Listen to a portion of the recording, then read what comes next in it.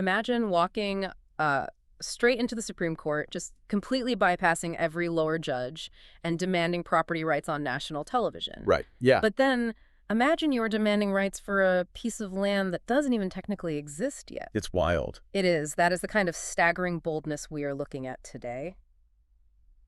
Welcome to the Deep Dive.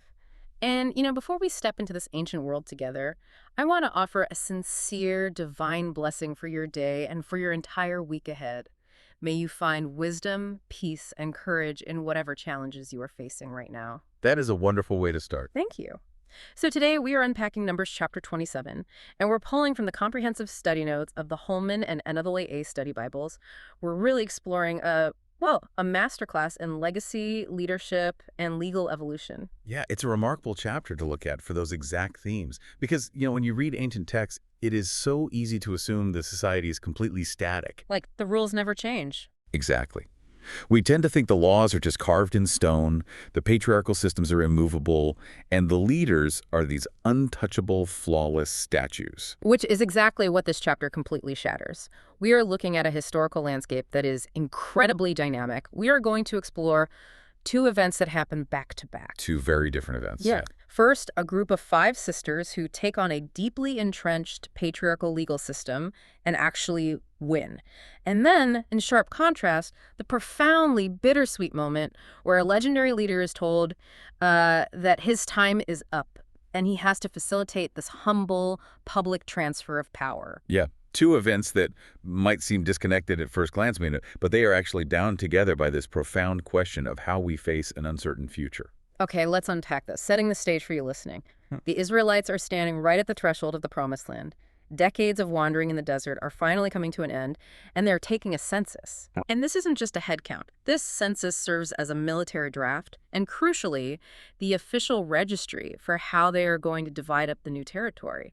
But under the ancient traditions of the time, only males are counted. Right, which means only males can inherit land. Exactly. Yeah? Which brings us directly to the daughters of Zelophehad. Yeah, we have these 5 sisters, Mala, Noah, Hogla, Milcah, and Tirzah.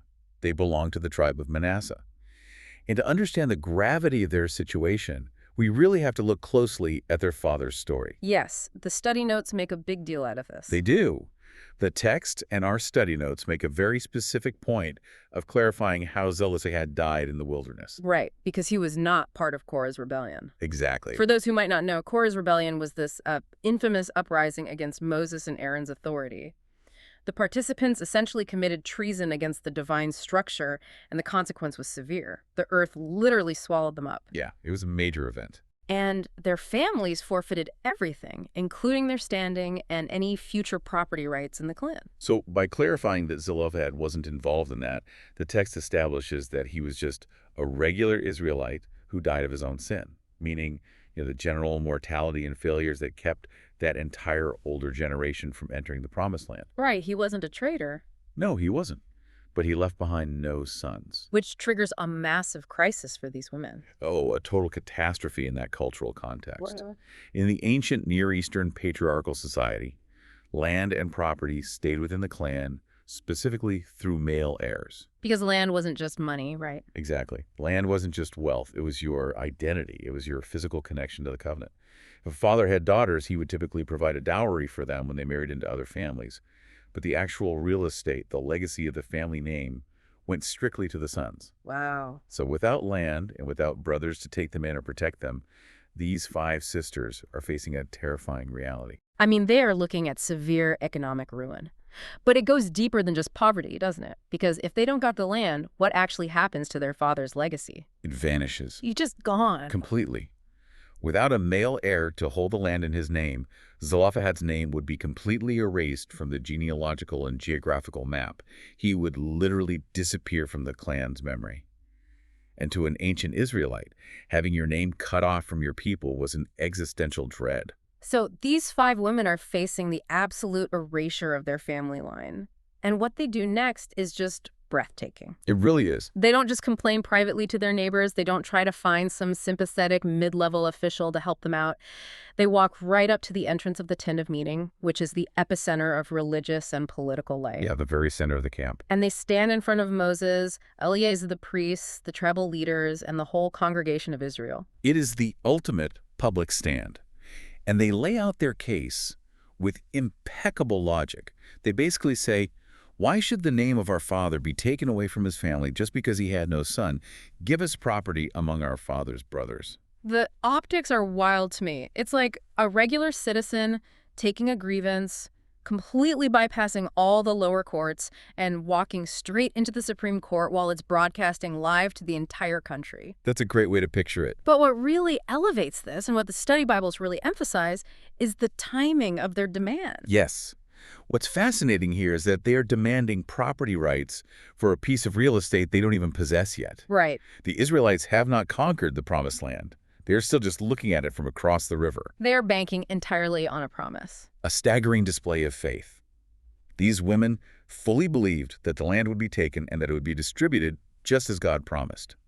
They aren't asking for some hypothetical consolation prize. They are demanding their rightful share of a reality they haven't even stepped into yet. So Moses is standing there, the tribal leaders are watching, and Moses doesn't actually dismiss them. No, he doesn't. He doesn't default to, the law is the law. He actually doesn't know what to do, which is interesting in itself. So he takes their case directly to God, and God's response is definitive. He says, the daughters of Zelophehad are right. You sides with them completely. He does. But let me push back on this, because as I was reading the notes, it raises a massive theological and logical question. If God gave these laws to Moses at Mount Sinai, why was there a loophole to begin with? Did the divine law just forget about families with only daughters? Does this mean the law wasn't finished?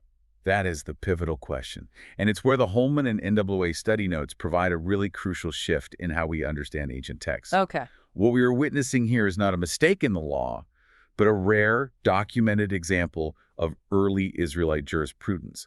We are literally watching case law develop in real time. That concept completely changes how you read this.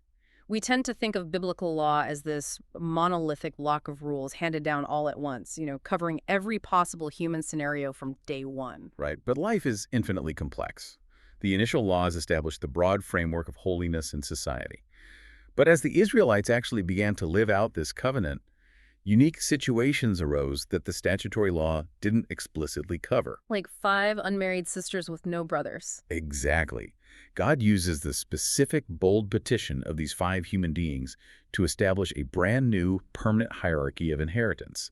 It reveals a legal system that is interactive.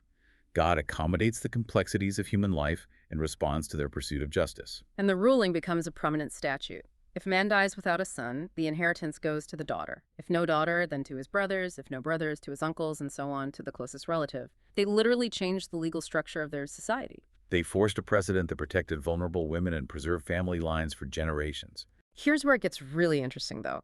We actually know this worked because of the archaeological record, which is one of my favorite details from the sources. We have physical proof of their lasting impact. We do. This blew my mind. About 500 years after this event took place, so around the 8th century, BC archaeologists discovered the ostraka of Samaria. Okay, what is that? These are ancient ceramic fragments used for keeping records, kind of like tax receipts for shipments of oil and wine. Oh, wow. Yeah. And on these ancient pottery shards from within the territory of Manasseh, they explicitly list Noah and Hogla, 2 of our 5 sisters, as preserved, named clan districts. Are you kidding? Half a millennium later, people are still shipping goods to a district named after Hogla. Exactly. That is incredible. These daughters didn't just save their family name from being erased. They permanently stamped their own names onto the geography of the ancient Near East. Their bold move of the tent of meeting echoed for centuries. They truly secured their legacy. Which honestly makes the contrast with what happens next so sharp, it's almost painful. Yeah, it's a tough pivot. The daughters ensure their names will live on in this new land forever. But the very man standing there listening to them, the man who brought them to the edge of this land, won't even get to step foot in it. The narrative pivots from how a family secures its future to how the entire nation must secure its future without its founder. Right. God tells Moses to go up Mount Abarim, which is a mountain range overlooking the Jordan Valley, to look at the Promised Land. Because he is going to die. The phrasing the text uses is that he will be gathered to his people. Which sounds poetic, but there's a deep cultural weight to that specific phrase, right? Absolutely. The study notes explain that this implies joining one's ancestors in Sheol, the realm of the dead. But more importantly, it carries the weight of a proper, honorable passing. Okay. It meant avoiding the profound cultural shame of remaining unburied or forgotten. He is returning to his ancestors in peace, even if he isn't entering the physical land. But the reason he has to die now, right before crossing the finish line, is where things get really difficult. God explicitly reminds Moses of his failure at the waters of Meribah in the desert of Zin. Yeah. This was a moment when the congregation was complaining bitterly about having no water. But let's dive into the mechanism of that failure. Why was what Moses did so catastrophic that it disqualified him from the Promised Land?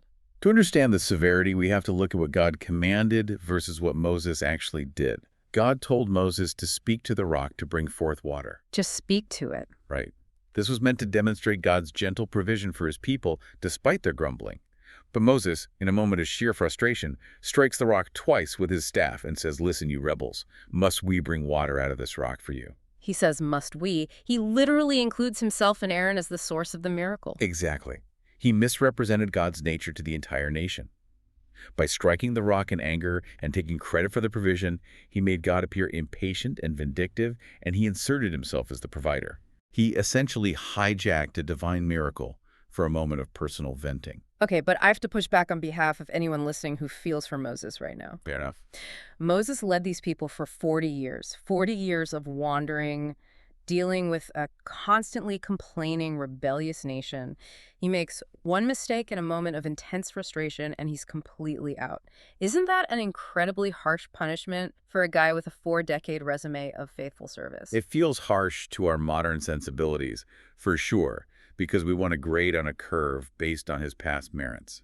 But the sources provide crucial context regarding the nature of leadership in this ancient framework.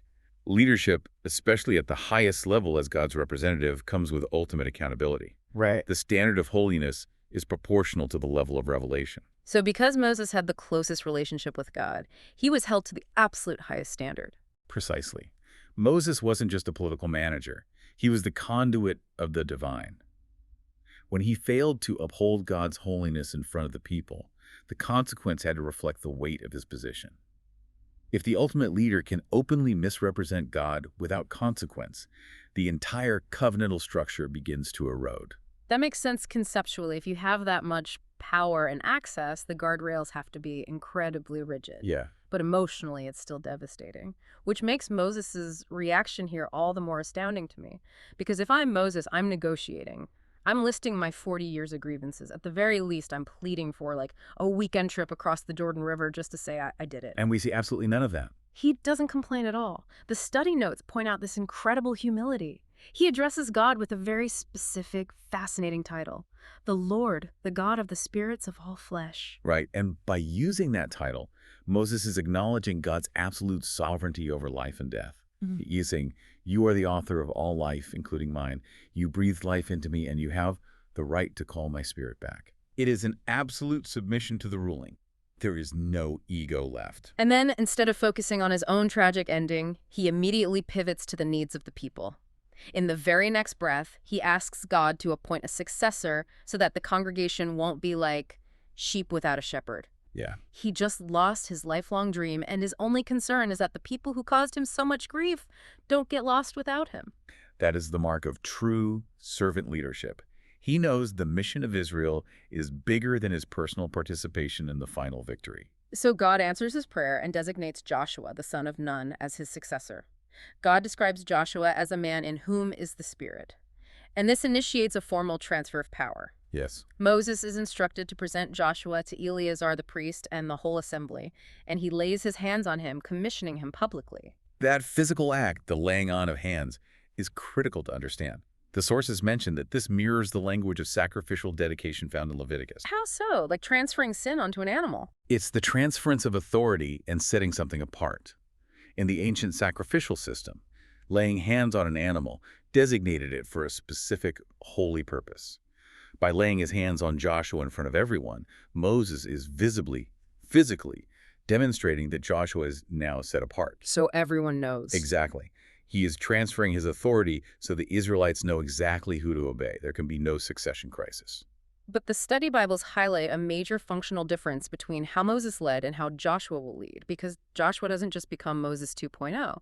The text says Moses gives him some of his authority, not all of it. Right. If we connect this to the bigger picture of Israel's history, this is a massive structural turning point. Moses was entirely unique. He spoke to God directly, face to face. He was a visionary founder with a direct line to the divine. Joshua will not have that kind of direct access. The text says Joshua will have to stand before Eleazar the priest, who will inquire for him using the judgment of the Urim. Let's dig into that mechanism. What exactly is the Urim, and how does this change Joshua's leadership? The Urim, which was often paired with the Thummim, were sacred lots kept in a pouch on the high priest's breastpiece. We don't know exactly what they looked like, but historians and theologians believe they were likely distinct stones or objects that the priest would draw out to determine God's will on national matters. So it was like a physical object. Yeah, it was a mechanism for ancient divination, basically providing a binary yes or no answer from God.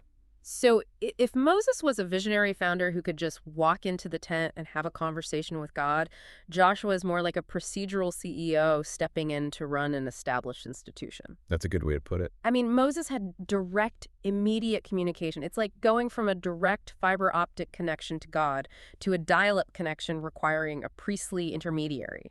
He has to go to the priest has to consult the Urim, and they receive their guidance that way. Exactly. It shows that eras change.